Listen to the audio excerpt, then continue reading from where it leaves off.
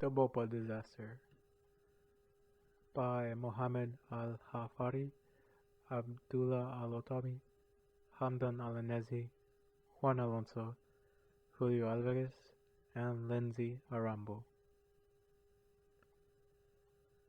A quick introduction.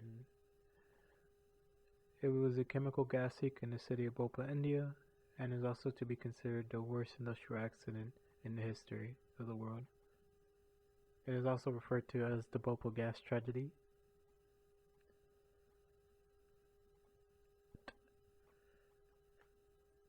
Cause and how it took place. On the 3rd of December 1984, the toxic gas methyl isocyanate was leaked from an insecticide plant. The plant was under the ownership of Indian subsidiary of the American firm Union Carbide Corporation. The gas got spread in all the neighboring areas of the plant and eventually affecting pretty much the whole city of Bhopal, India. This immediately spread and killed thousands of people.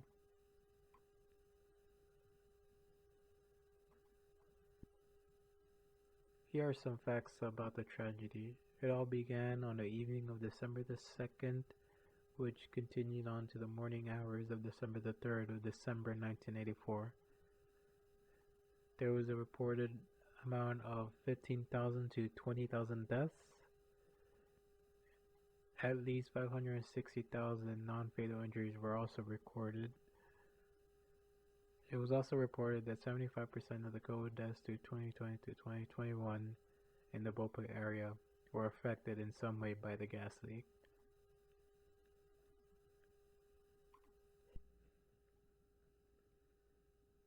The impact of the Bhopal disaster. The Bhopal disaster claimed up to 20,000 lives and injured about 560,000. Each life that was either taken away or injured by the disaster had a family that was also affected. Just like most things in life, this affected poor people the most, as the chemical plant was in the middle of a Kucha neighborhood. Kucha homes are made with the base of mud and sticks, and their roofs are made with straws. Kucha neighborhoods are also known for being the poorest neighborhoods in Bhopal.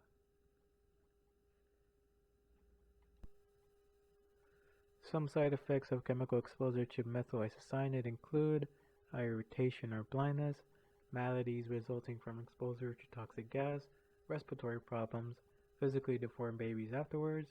It is also important to note that other toxic materials were also found in the groundwater after the disaster, such as lead, mercury, and nickel, and other forms of toxic elements that could have contributed to the death toll as well.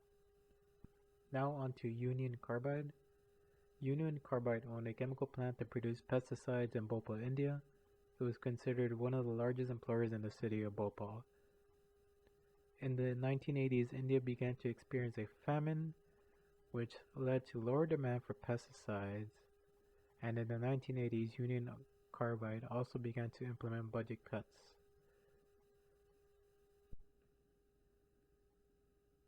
Pesticides that were produced in Bhopal by Union Carbide. Union Carbide produced 2 pesticides and 7 anthemic. You probably ate food at some point in your life where 7 anthemic were used.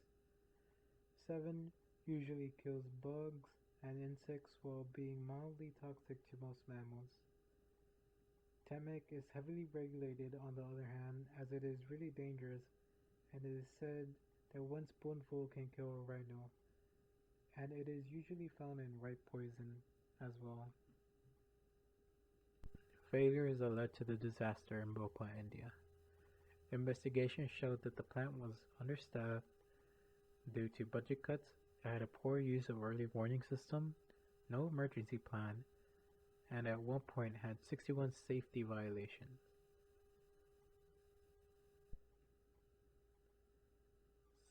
Safety violations, and in the words of the Union Carbide inspector, each could cause a serious incident.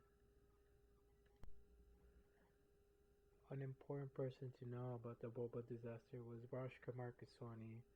He was the first journalist to warn about a potential disaster from the Union Carbide chemical plant. Unfortunately, his outspoken criticism was in vain, as Union Carbide continued to cut corners and costs wherever they could. The reason why he was so involved in this story was because a personal friend worked and died in the Union Carbide chemical plant due to a previous gas leak. Unfortunately, Keswani later died of COVID-19. Failures from the engineering perspectives.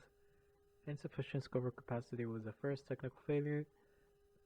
There were no automatic sensors involved to warn about an increase in temperature. There were no automatic switching off the scupper mechanism, and in fact it was manual. There was no online monitor for MIC tanks. No indicator was involved to monitor the position of the valves in the control room. The pressure monitor was also defaulted. The maximum range of pressure was not correct, so the gauge could monitor the right pressure. All these factors led to ethical negligence. The corporate carelessness contention expresses that there was less venture towards the well-being by the administration, which prompted a hazardous workplace. There were well-being reviews that showed that there was a lot going on in the company that was not right. There was also a worker management dynamic that was not healthy. In fact, it was very toxic. How could the tragedy be prevented? It could be prevented by a complete formalization of the relative multitude of important stages so that administrators don't take impromptu choices. If there had been an integrated emergency preparedness and response activities, then the disaster could have been prevented, like emergency training, for example. If they also developed long-term plans for safety to prevent a leakage, that would have been one way to prevent it. The safety measures, if were installed properly, much of the damage could have been controlled, and we wouldn't be talking about this today. With Union Carbide making budget cuts left and right, another way the disaster could have been avoided would be by making the factory scalable in both safety measures and production. Scalability would make the most financial sense long term, as Union Carbide could appropriately adjust safety measures in production without putting the public at risk and still having optimal levels of output. Just imagine it like Legos. If Union Carbide wanted to produce more pesticides, they would connect more Legos, aka equipment and safety tools, to the rest of the Legos, or in this case the factory. It would also reduce complexity and make it cheaper to buy and manufacture these sub-Legos. Win-win overall. Lessons to be learned. The management and organization should be maintained at the best level. Future leaks should also be prevented by the proper management and safety measures to save people from dying and other problems. Safety measures must be involved in industries to make sure that the risk could be detected before the hazard occurs.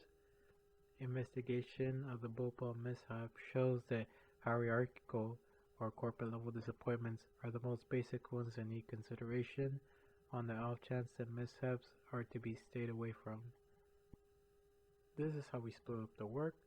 For the jobs, Mohammed Al-Hafari, Abdullah Al-Otabi, and Hamdan Al-Nezi collectively worked on making the presentation and slides.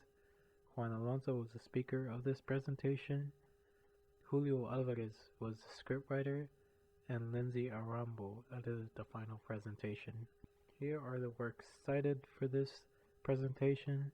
Down below in the YouTube description, I will also provide down the links if you want to take a look at them. Other than that, that's it.